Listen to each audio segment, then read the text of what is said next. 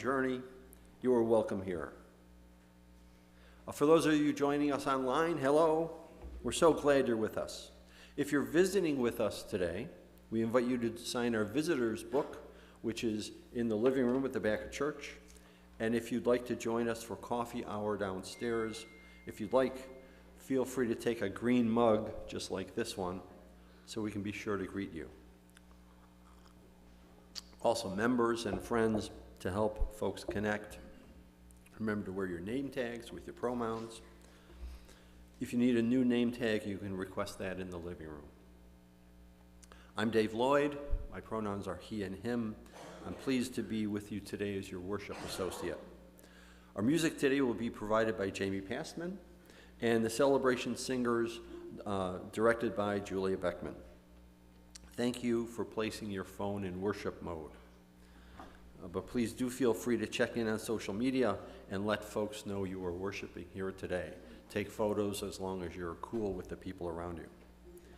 Childcare for children under the age of 5 is available in our playroom located in the lower level of the RE building across the way. Youngsters are welcome to join the play group when the older children are sung out to RE, religious education. But please know that all ages may remain in the service. All voices are welcome here. There's always a lot going on around the church, and you can read all about it in News and Notes, which arrives in your inbox every Friday. There are printed copies available downstairs. If you'd like to receive News and Notes, stop by the welcome table in the living room at the back of the church. This is the democracy portion of our program.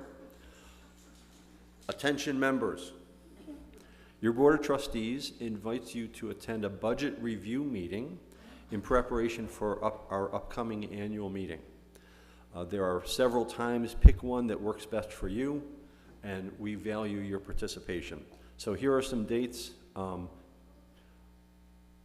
Tomorrow night, Monday, 7 o'clock, online, Zoom. I think we changed that too. Oh, really? We did. Mm-hmm. When did it change to? We changed it to Tuesday evening. Tuesday evening at 7. No, Not Monday night. Flyers ahead of time. Yep. So Tuesday evening at Zoom, and the Zoom instructions are in News and Notes. News and Notes, and you can see our president. Wave your arm, our president, Bob Daniel. And Tuesday at 3 p.m., also on Zoom, and next Sunday, noon after the service, in the living room, in the back, live.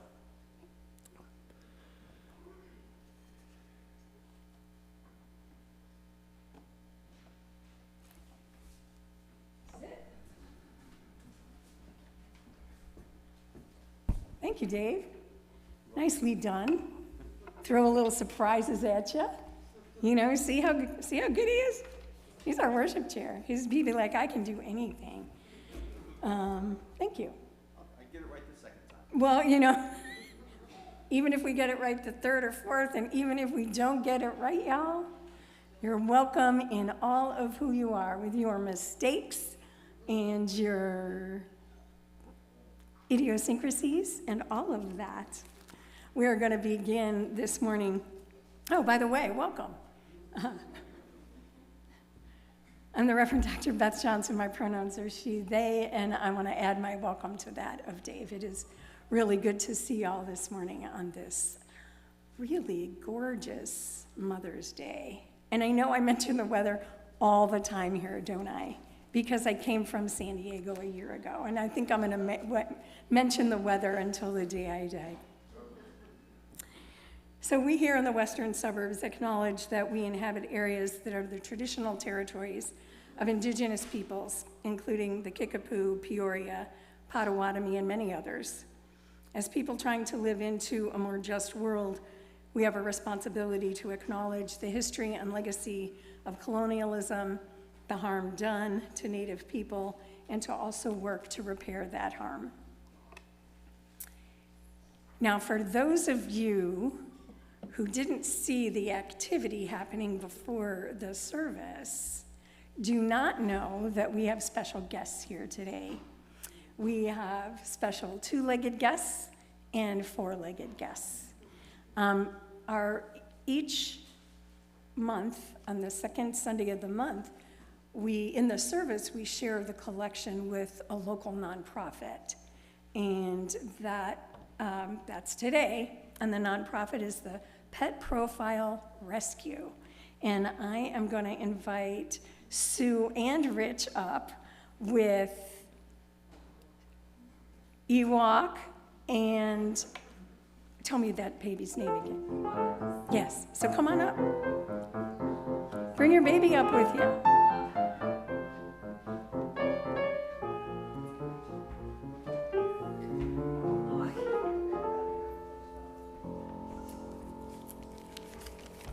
Hello.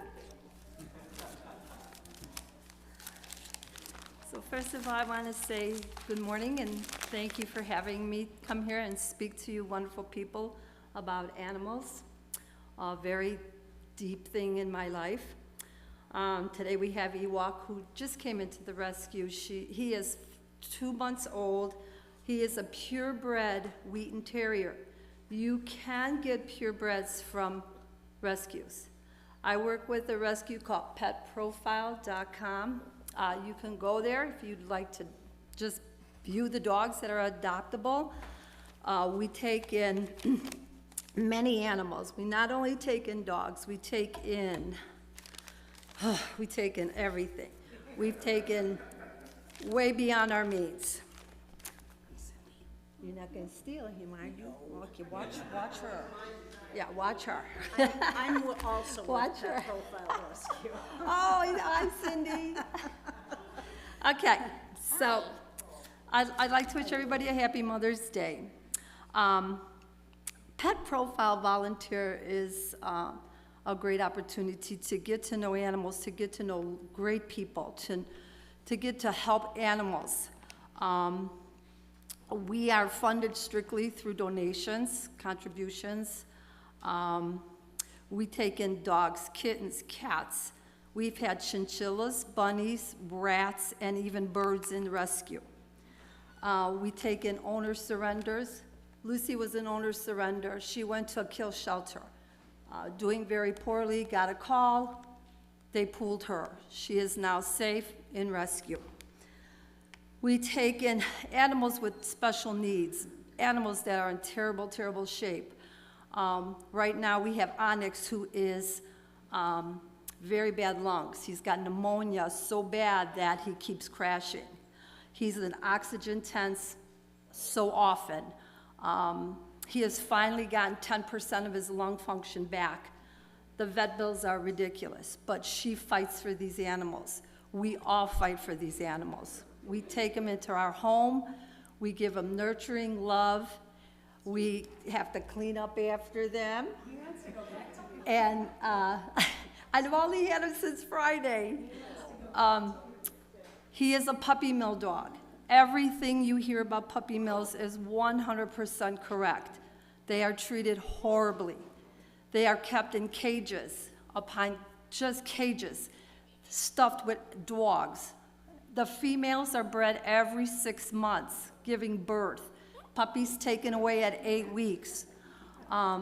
Luckily, Illinois passed a law where they cannot sell these animals in pet stores. So these animals are coming to us. We take them in, we nurture them, we love them, we help them heal. The animals, the parents of these animals are shut down completely. They hide, they cry, they have no meaning of life in them at all. It's up to us in rescue to pull that out of them, to show them that our hands are kind and our love is true. We do. We have so many animals that have sent off, that have shut down to good, great homes. People like you that would love to have an animal to help, please go to our website. Help us foster. We have so many sick animals right now. We had a dog whose eye was blown out of the socket. We fixed that. She has now got one eye, but doing great. She was a great dog. We take in all kinds of animals. Usually, if we can't find a foster form, we are linked with other organizations that will take them. Wildlife has to be a specific license, so we can't take them. Pet profile, Chris and Mike are amazing. Their hearts are to the older senior dogs. They love the senior dogs. They actually have 13 dogs themselves. 2 that had bad lungs. They come from bad lungs because they're in a barn. They're in a barn, a horse barn. There's no door. I feel very blessed to be a part of the organization because I just love animals. I love Lucy. Lucy's been with me forever. And then you, right? Since Ewok. Friday. Ewok, named here today. So with that, I gotta look at my notes. Sometimes there's so much to say. We are in terribly need of fosters. All you have to do as a foster is fill out an application. You could pick how many dogs you want, what kind of dogs you want. You take them into your home, you prepare them to get ready for adoption. They go on the website once they're ready. The adopters take and they meet you. If you satisfy with the adopter, the dog will go home. You have room for another dog. We appreciate any kind of help that we can get. We have a wish list on Amazon. We take contributions through the website, fostering, and she also has the QR code if you'd like to take it home and just think about it. Go to the website, view the website, see if that's something you'd be interested in helping. We can always use help. And you don't have to take a crazy puppy. We get lots of older dogs. We do. We get There's older nothing dogs. like a crazy puppy. Okay. Excuse me. I want to thank you so much, Sue. Okay. I want you to know, too, that Sue decided that it would be okay to come here on her birthday. So happy birthday to you, Thank you. Thank you. and thank you for all that you do. Thank you so very much for what you do. Absolutely. God bless all you. You know what? We have to help. We have to help. We have to not only help animals, but we have to help people. Look at me, I'm so cute. Because Ewok needs a home. Ewok. Ewok, named here today. Okay. So thank you all so very much and have a wonderful, great day. Thank you so much. Sorry, I was late getting here.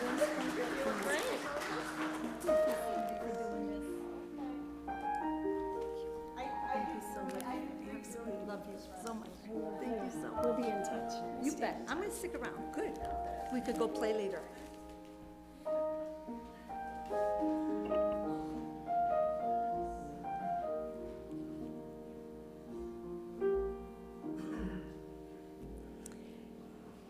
When I say in church that all voices are welcome, I mean all voices. I mean all species. Because we are part of that beautiful interdependent web of all existence. Loving other beings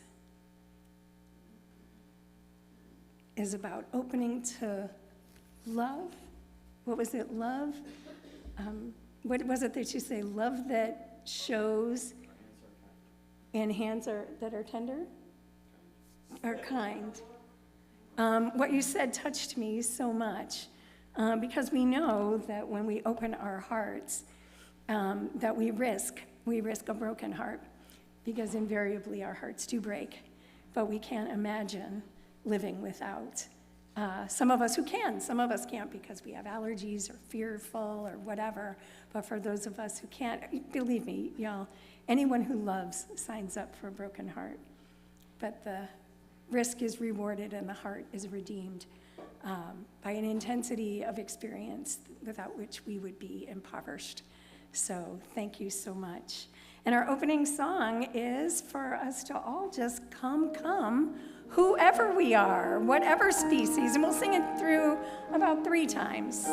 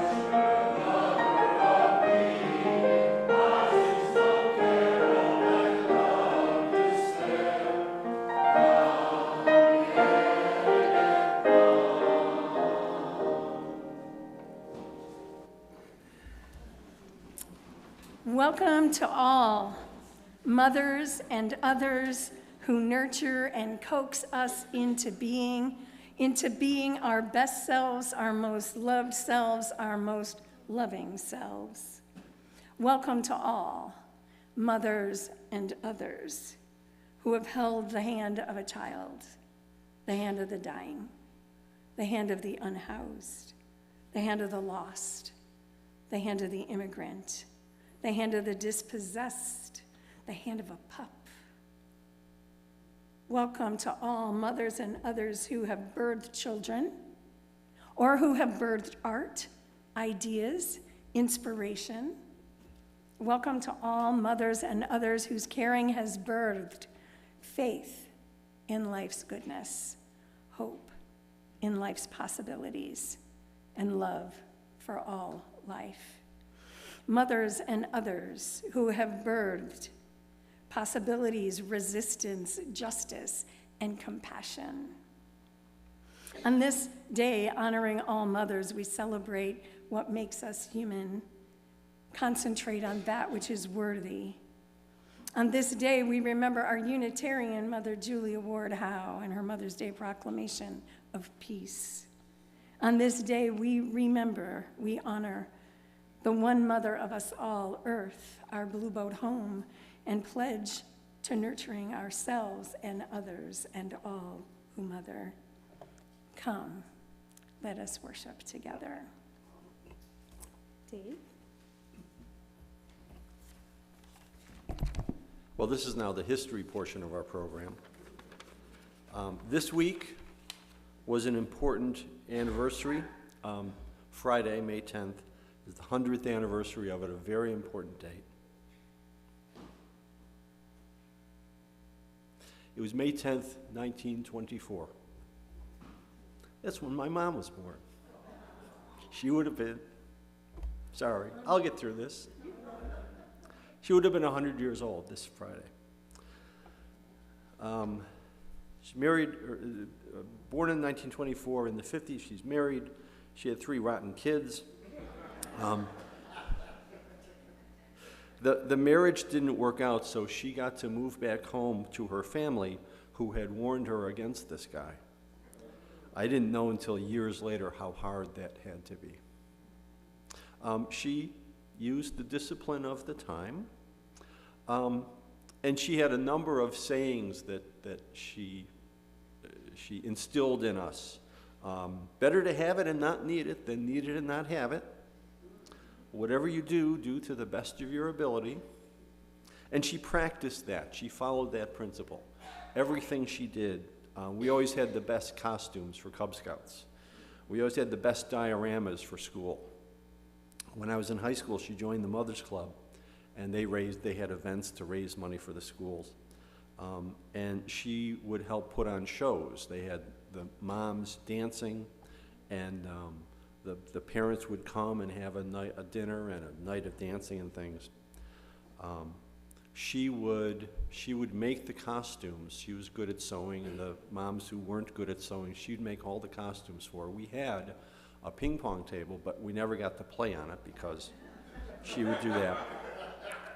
She got someone she worked with to make a dance floor, a take-apart dance floor that could be stored and put together with iron rods for the shows. She got her brother-in-law to make a light-up sign the one year. All of this for free. She, one year, the theme was speakeasy, so she wanted these old-time street lights, and she drove numerous trips into the city to some barrel factory that she found. And putting her kids to work, we would take the barrels apart and take the metal rods or the metal straps out, paint them, paint the barrels red. She got her people at work to put together sheet metal into posts, so she would make dozens of these lamps. She loved to put on a show. Whenever I dress as the Green Man or put big orange and black wings on, that's my mom. She was always a good Catholic, but without knowing it, she was a good Buddhist. She knew that God had a plan, and whatever happened, she didn't get upset. She took whatever happened. She died in 2015 at age 91. She missed her Cubs winning the World Series by 1 year. Yeah. The last time I saw her was at Thanksgiving of 2015. Now, our family motto is, I'm fine. I got another one just like it on the other side, don't worry about it. You don't admit pain or suffering or illness. And when you see each other, you always say, oh, you look great, you know, you're doing just fine. Somehow she and I managed to have the ability to talk about how she was really doing. And our last conversation, I asked her, how you doing? She said,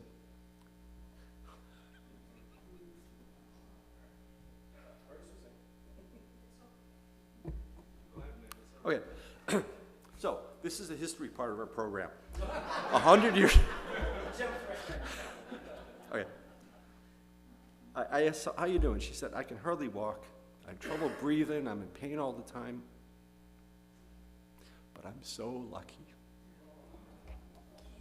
That was me.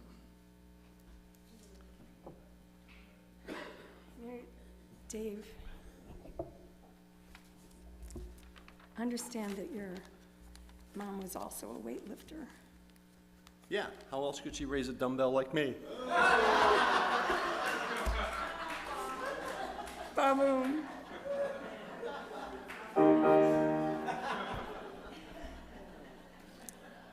We all have stories.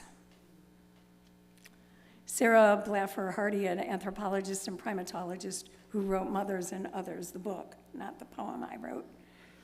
She discovered somewhere in Africa more than 1 million years ago, a line of apes began to rear their young differently than their great ape ancestors. And from this new form of care came new ways of engaging and understanding one another.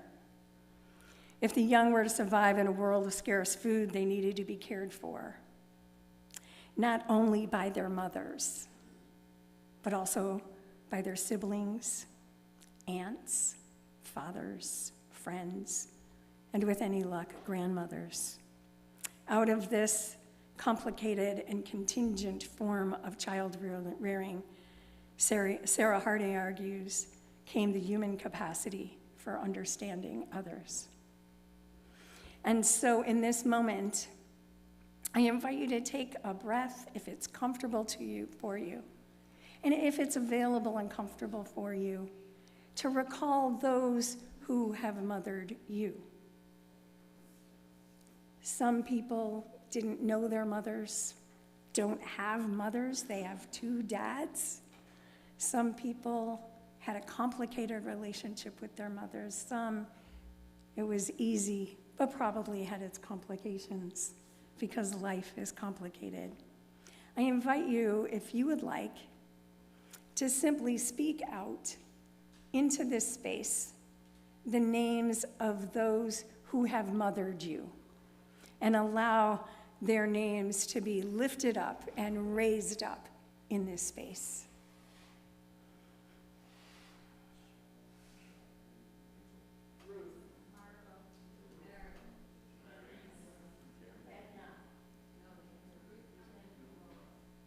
Jane O'Connell Johnson, Margaret Ann Bridget Hickey O'Connell,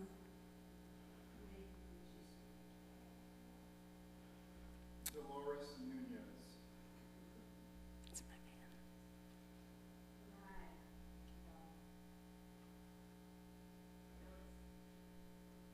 man. Presente, whether they are alive now or have passed recently or in the distant past, they are present and they are with us. And it is good to be together.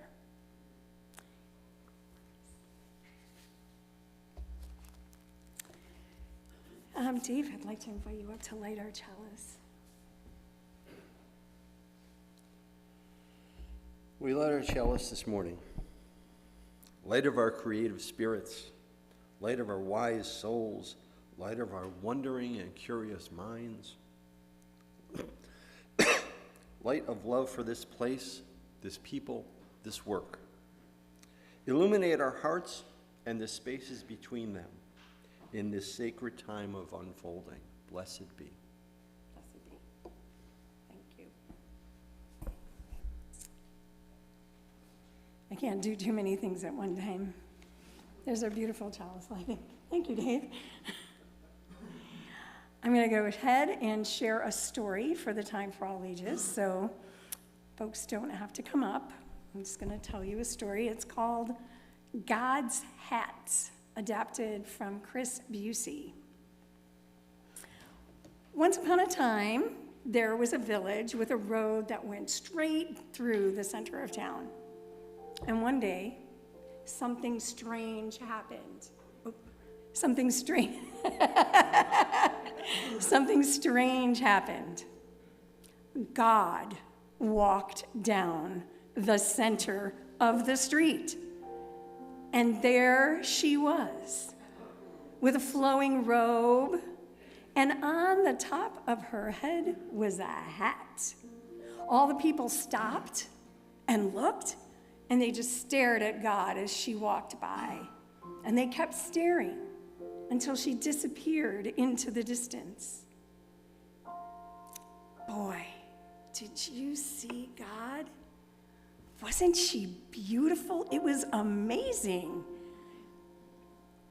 And one man said, and that hat, that blue hat she had on. And someone said, well, yeah, someone who was on the other side of the street said, yeah, it was a nice hat, but it was red. No, you're wrong, he said. It was definitely a blue hat. No, you're wrong. It was definitely a red hat. So they argued and argued. I know. You just never know what God's going to wear, y'all, or what kind of hat God's going to show up in. So they argued, and it was a big dispute. And it really the whole village was arguing. People on one side of the road were certain that God had a red hat. People on the other side of the road were like so sure that God had a blue hat. They got mad and they started screaming at each other. They just wouldn't stop. It was the argument of all time. Finally, they got so angry with one another and they were so divided that they built a wall down the center of the town. People were enemies with the folks who were on the other side of the town, the red hat people and the blue hat people. They didn't even talk to each other. The red hat people built a church to the God with the red hat. And the blue hat people built a church to the God with the blue hat. And they were so divided for so long. Many years passed. There was such enmity between the two of them. Can you imagine that? Oh, can you imagine that? Then one day, God came walking back through the village. And she was smiling and balancing on the top of the wall that was built so many years ago. This time, she was wearing a different hat. All the people ran to the wall and cried, "You must settle our argument." Yes, one man said. The people on the one side of the street said that when you walked through the town all that long ago, you had a red hat. And the other one said, "We said that you had a blue hat. So tell us, God, what color was your hat?" God looked puzzled for a moment and began to scratch her head under her lovely hat in thought. And she said, "I remember walking through the village. I love to walk through villages and to see people. And on that day, I believe that I got a message. I believe that I was wearing a hat that was red on one side and blue on the other." Saying nothing more, God continued to walk down the wall until she disappeared off into the distance. Then, in a very quiet moment, suddenly there was a sound of one child laughing, and then another child started to laugh, and then everybody started to laugh. Soon the whole village was roaring with laughter. Everyone started laughing because they realized how foolish they had become. As the sound of the laughter grew louder and louder, and it began to shake and crumble the wall, and finally the wall came tumbling down to the ground. For many, many years, people, well, you can imagine, that's the story that they got to tell. That was the new story that they created, the new story that they could tell. And how the laughter had torn down the wall and helped to reunite a divided and even foolish people. I have to confess, Chris in his story has God wearing no hat. I couldn't not have God have a fabulous hat. I invite you to join me in singing our children out to their classrooms.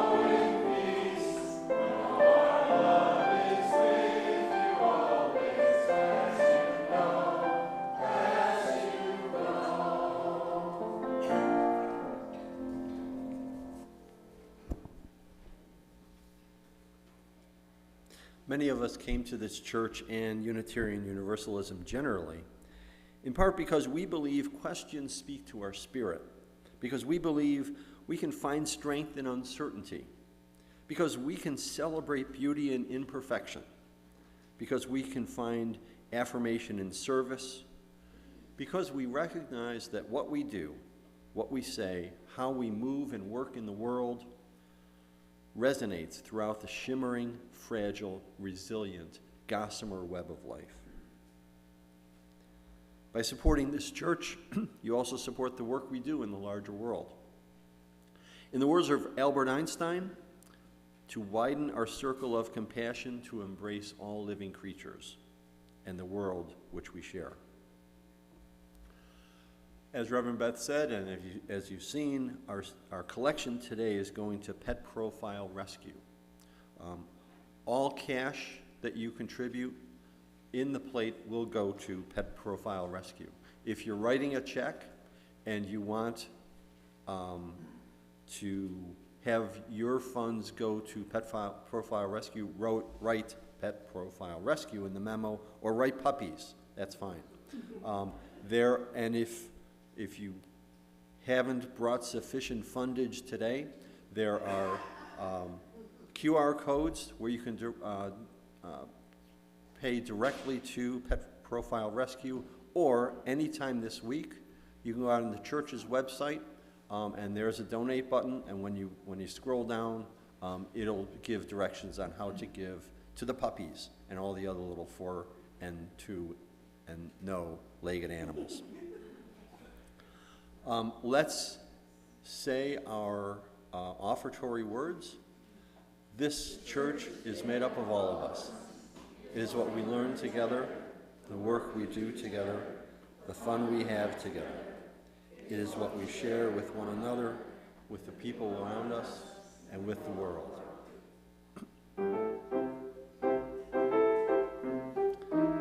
Thank you in advance.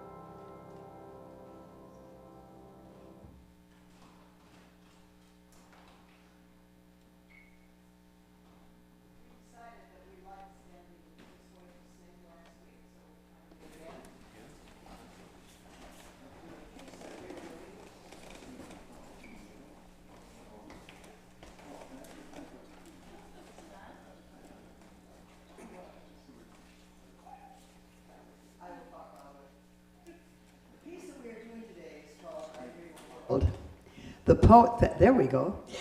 The poem was written by a very, very well-known black poet, Langston Hughes, and he wrote it, in the early 20th century, and it was really about blacks dreaming a world for a better world. And then after 9/11, 2001, the composer, Andre, decided to use the words and write a song for all of us. We're all dreaming a better world.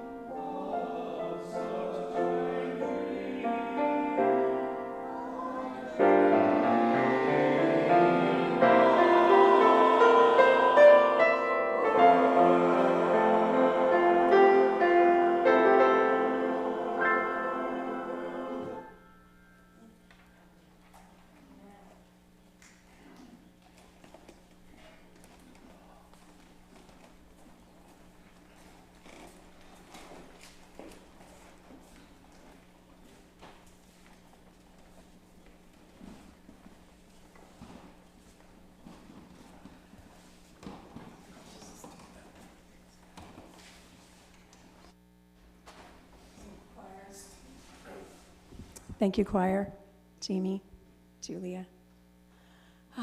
And isn't that it? Isn't that the desire of our hearts, to have a world of peace? We desire that for our world, we desire that for ourselves, and we come week to week, month to month, year to year, with longings and hopes, with joys and with sorrows. And we set aside time in our service to hear the joys and sorrows and to invite each of you or any of you who would like to share a joy or a sorrow to just listen to the voices that speak to you inside.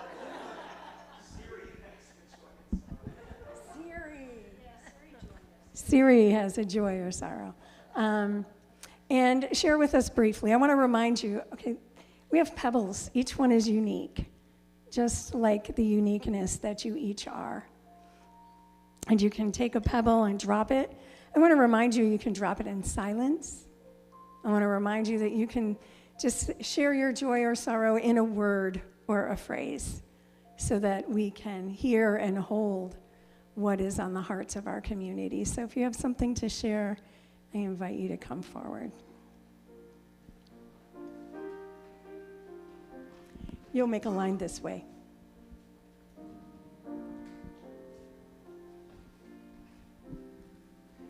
Eric G. asked me to ask us to think of his future mother-in-law as she's having surgery this coming week.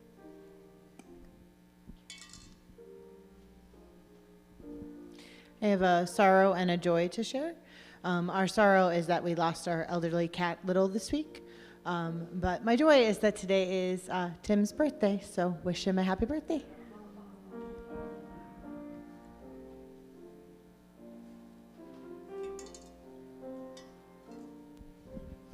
Hi, my name's Suzanne, and I just wanted to let you all know, in case you didn't know, that last week was Nurses Week. So if you know a nurse, thank them for everything they do.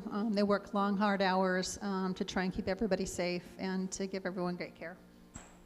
Nurses are angels.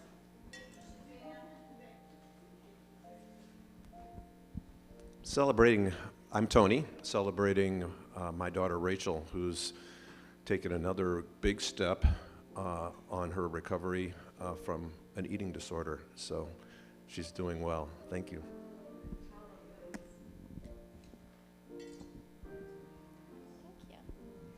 Hi, my name is Lauren. I just wanted to share a joy. My sister-in-law gave birth early yesterday morning to a little boy. His name is Wesley Travis Kachunas. What a mouthful. So I'm very blessed to be an aunt again with a new nephew.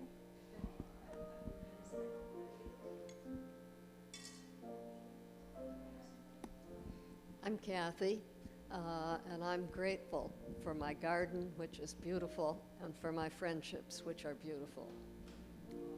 Perfect.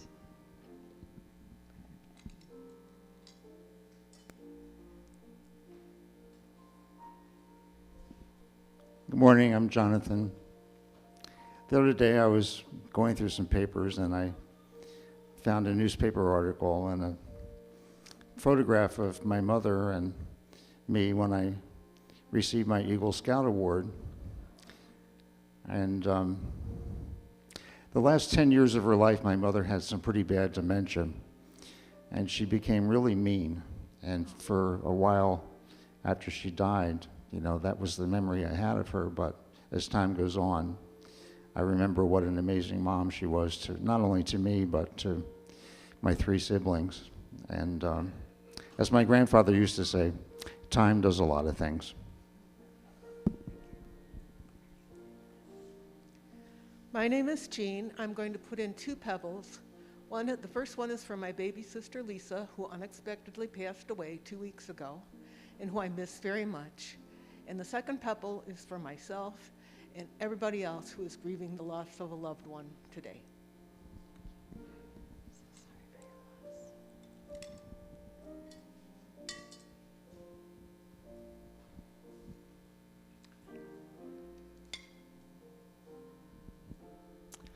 I'm Carol, and this is in gratitude to a member of our congregation who wheeled me last weekend to my 70th graduation reunion, which made it possible for the class of '54 to be represented by 6 people instead of 5.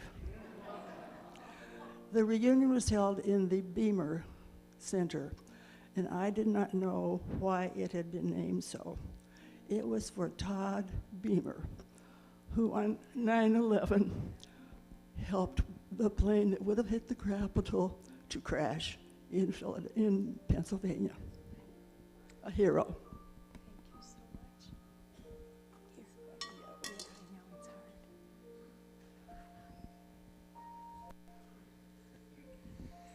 Hi, my name is Kevin, and this is to celebrate my mom, who's been gone 8 months now. And I miss her, and I realize now that I had one of the greatest moms around.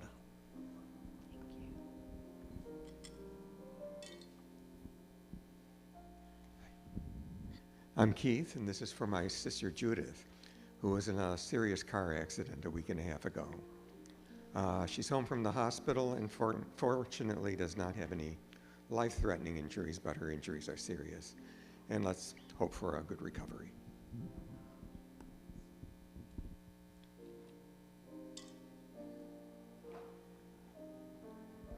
I do not believe that we've done joys and sorrows since we've had 2 births. Baby Ravi, Senvi and Rajat's baby, and baby Philomena, known as Poppy, to Taylor Wolfram.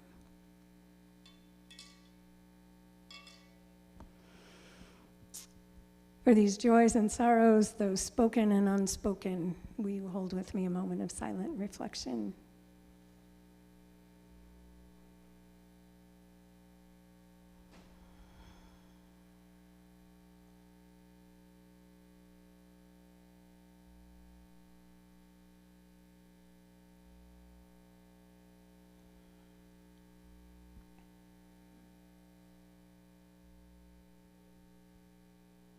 Spirit of life, spirit of love, you of no names and many hats and no hats. We pause in this moment before the next thing to acknowledge all that's been spoken and all that is being held in our hearts.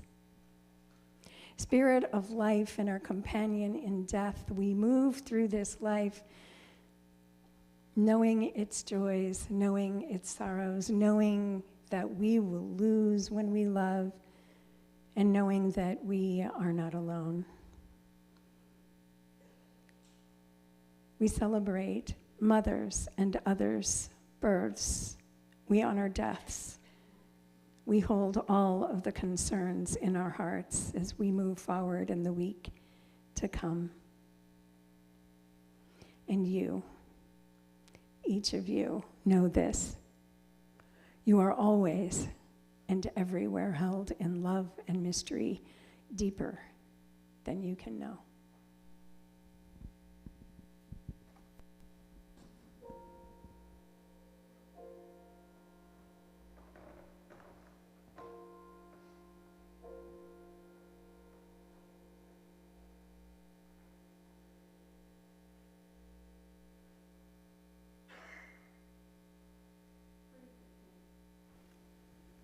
Breathe.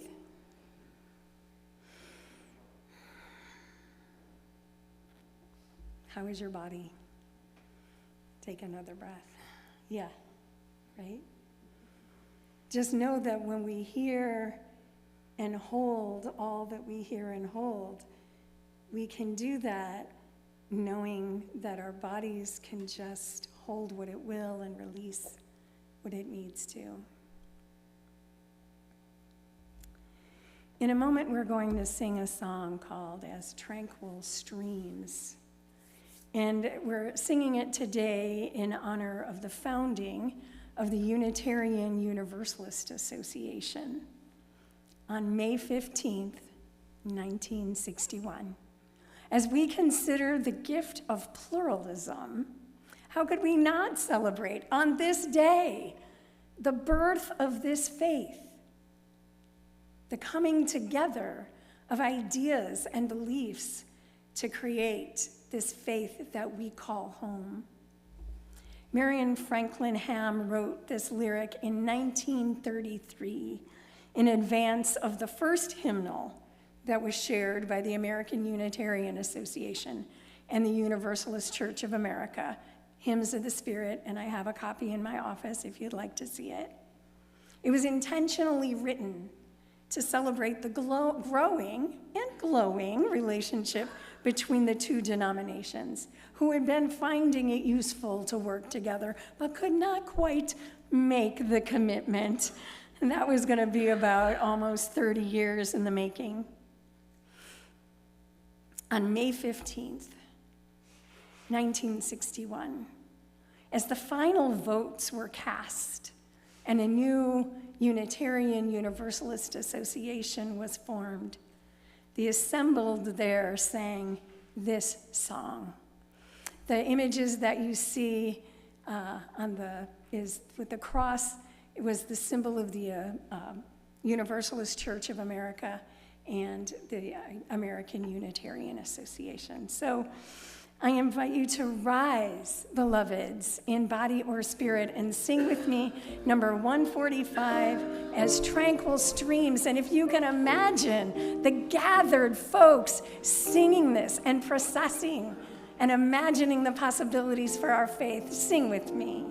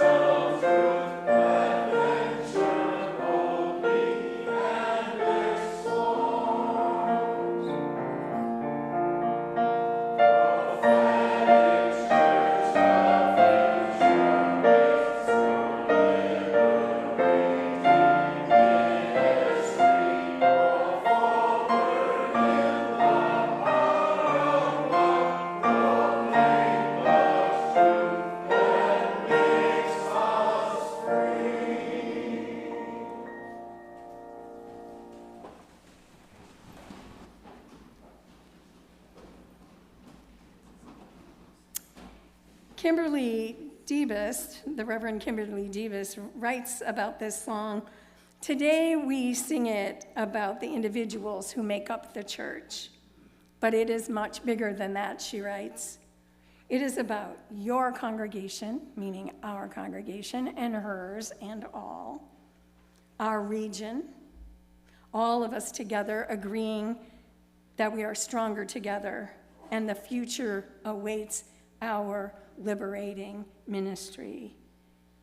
And she ends, and goodness knows the present needs us too.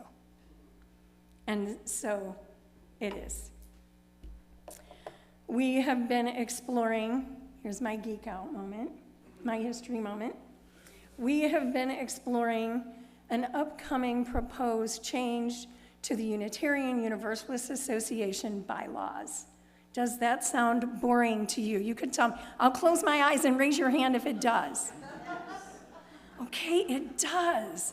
But I am here to make it exciting for you because, beloved, we are the Unitarian Universalist Association of Congregations.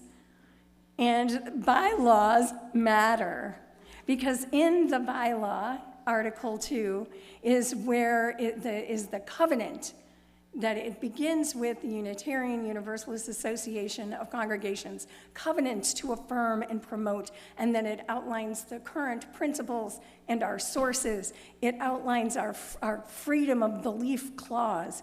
It outlines pluralism, grateful for the pluralism that creates us, is literally in our bylaws. And they were supposed to be reviewed every 15 years or so. It's been about at least 15 since a failed attempt. And so what has happened is a group of thoughtful folks got together and said, who are we now? And they created another way for us to think about and articulate our values with love in the center. I know the words are tiny. You'll get them. In Article 2 for pluralism, it states, we celebrate that we are all sacred beings, diverse in culture, experience, and theology. We covenant to learn from one another in our free and responsible search for truth and meaning. We embrace our differences and commonalities with love, curiosity, and respect. Oh my. Imagine engaging our differences and our commonalities with love, curiosity, and respect. I think we do that in many of our congregations, but we are also called to the wider world. Can you imagine if we embraced our differences and our commonalities in this world with love, curiosity, and respect? Dr. Sherry Prudhomme, in reflecting on Article 2, wrote, and particularly on pluralism, wrote, some of us grapple with the notion of theology. Dr. Anthony Pinn, a contemporary humanist theologian, influential in Unitarian Universalism, can be helpful here. In his book, The End of God Talk, an African-American humanist theology, he writes, theology is a method, I want you to stay with me here. I want you to stay with me, because what do you think of when you think of theology? You think of the Webster Dictionary definition. We are not bound, y'all, by creed or doctrine or the Webster definition. Theology is a method for critically engaging, articulating, and discussing the deep existential and ontological issues endemic to human life. Prudhomme writes, in naming the subject of theology as the deepest questions of existence and of being, both intricately woven into human life, Pinn helps us break free from the false but often touted idea that theology is solely the study of God, as the Greek roots of the word might lead us to conclude. Theology is about what it means to be human in the cosmos, how we're related to all that is, including what we hold most sacred. Last week, we heard theological statements from our bridging youth who considered issues of meaning, purpose, existence.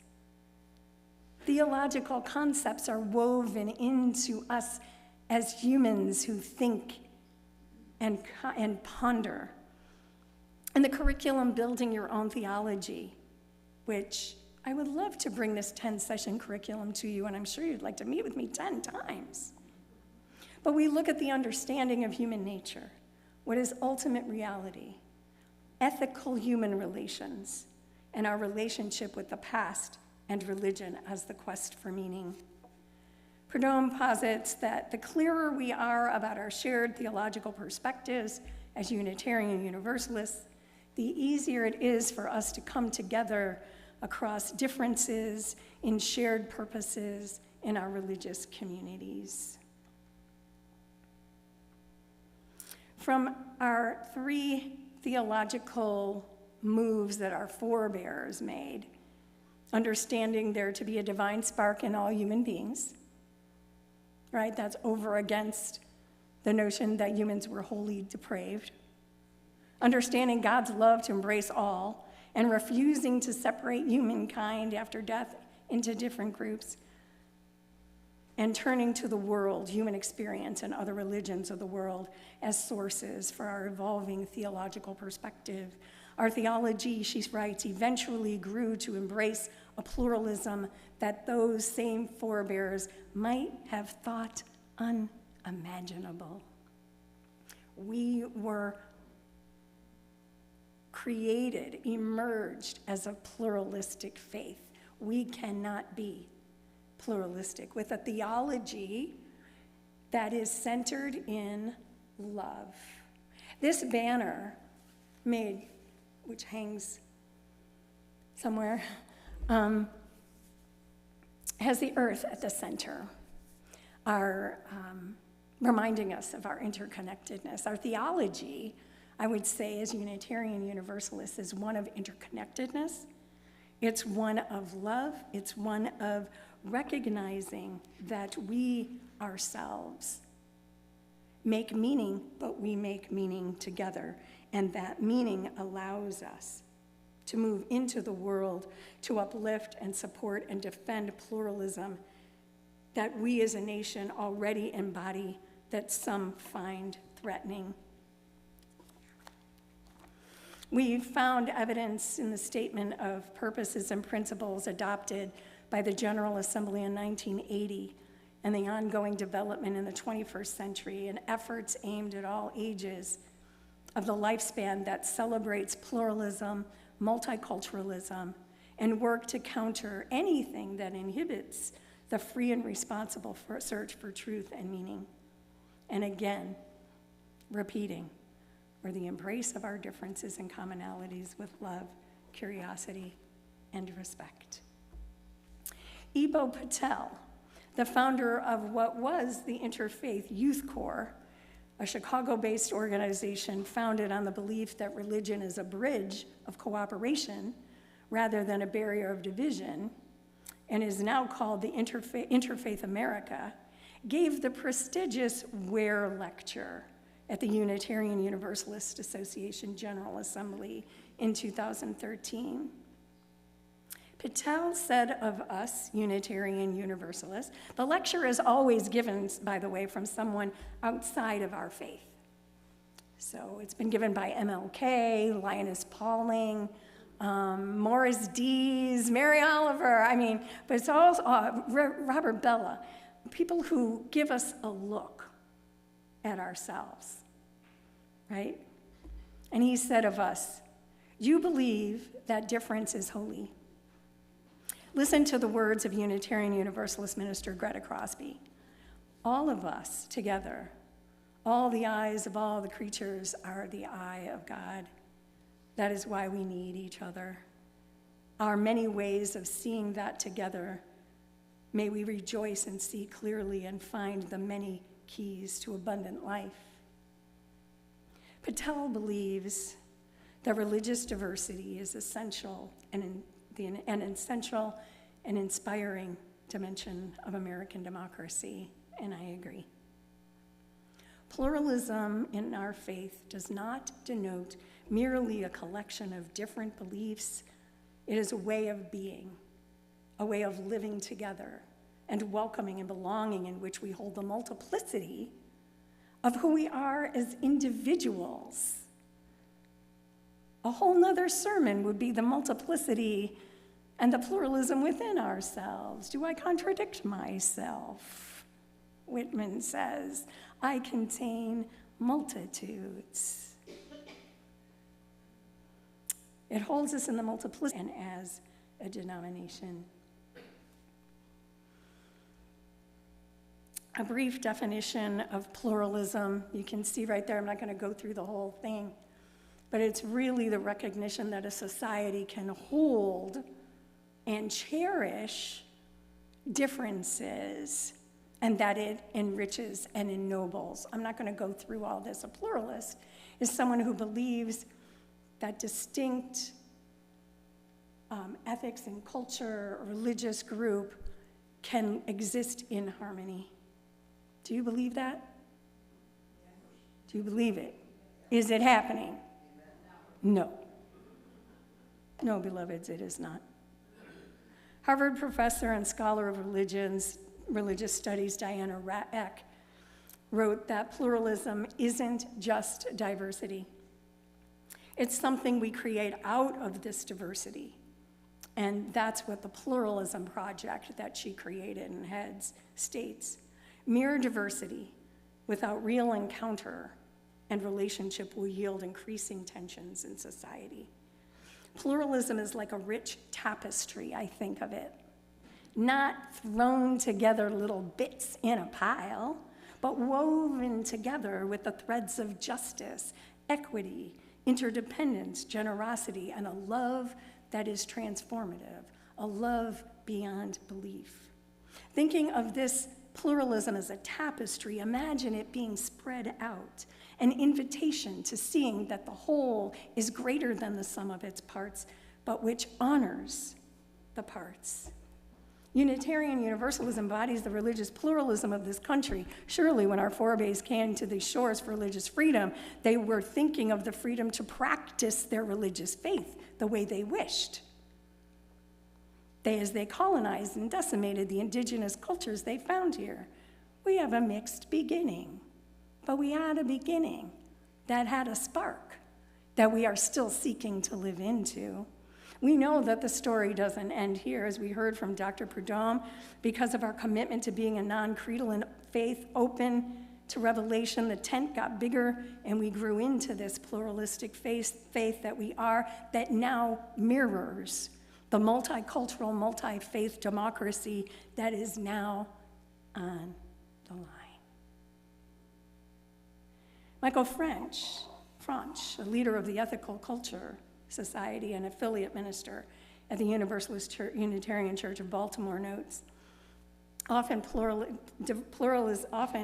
diversity can mean just that we have a lot of differences and we're seeing each other as the other. We live side by side at best, ignoring each other, at worst, friction. Pluralism means that we've grappled with differences. Eck writes, it is the energetic engagement with diversity. It is not just getting along, although we want to do that. I'll take getting along as we live into the possibilities. Ibn Patel believes, and I agree, that diversity is essential to American democracy, as I said before.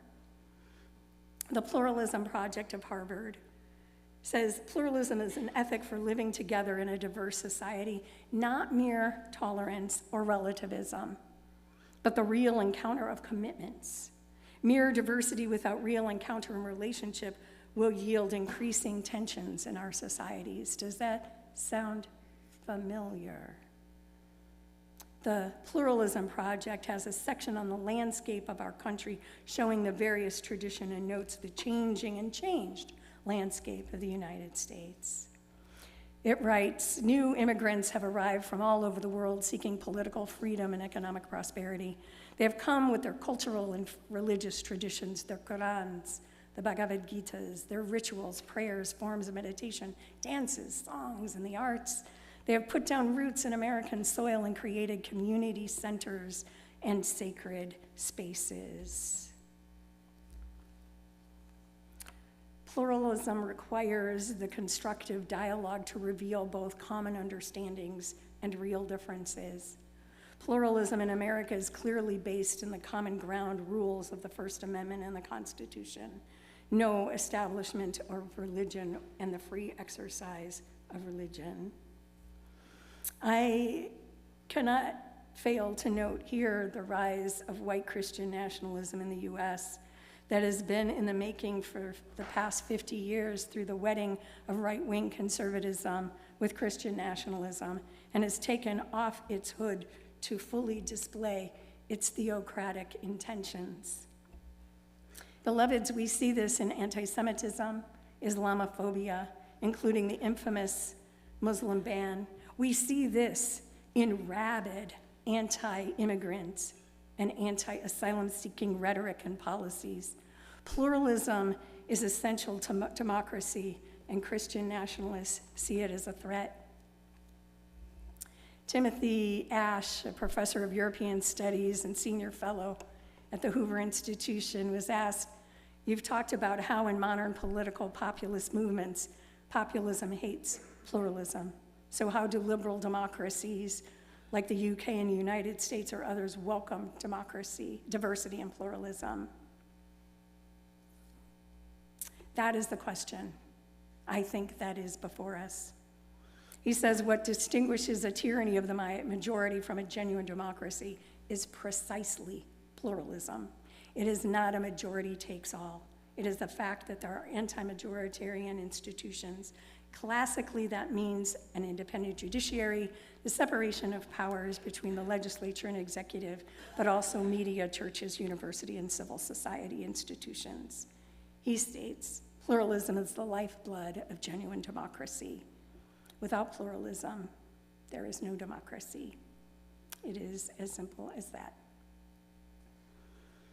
As I close, we are witnessing the weaponizing of diversity, whipping up fear, fostered by social media, biased media, the demonizing of difference, and isolation that is the antithesis of what is needed to foster genuine pluralism and to keep democracy alive.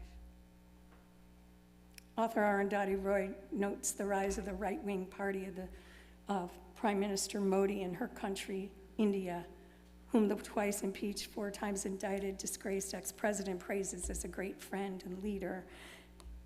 We see these tendencies in our own country and around the world, but believe me, beloveds, humanity is at a turning point, and I think that it is our evolutionary imperative. It's actually an opportunity to live into our interdependence and find our way to each other, to bring the wall down.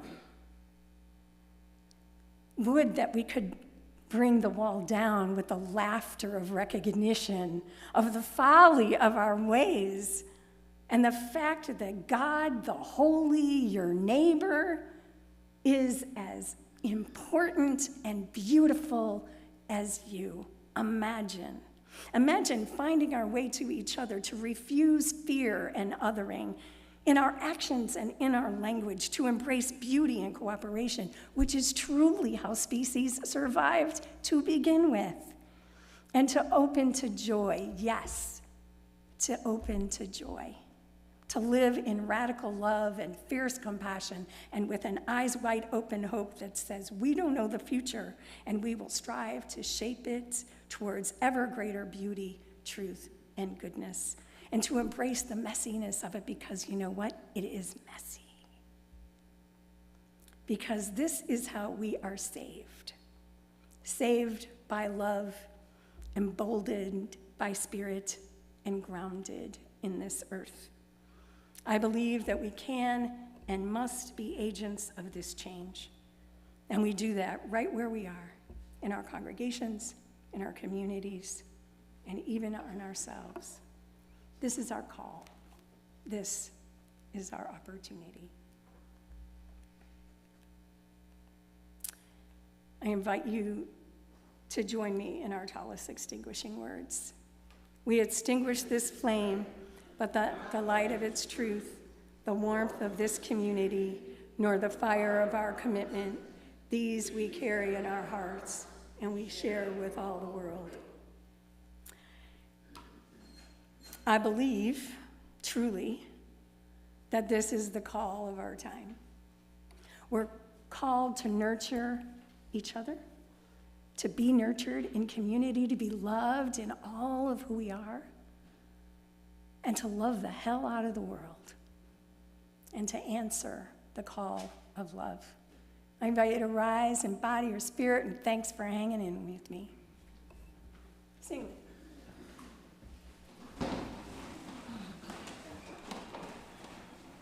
Our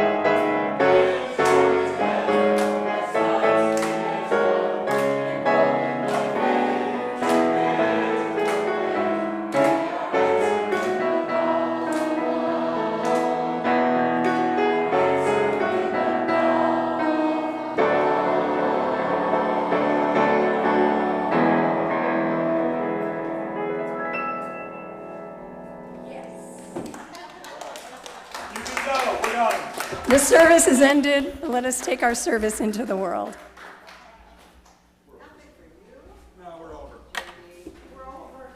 It's all right. We want to hear you. I can't top that last song.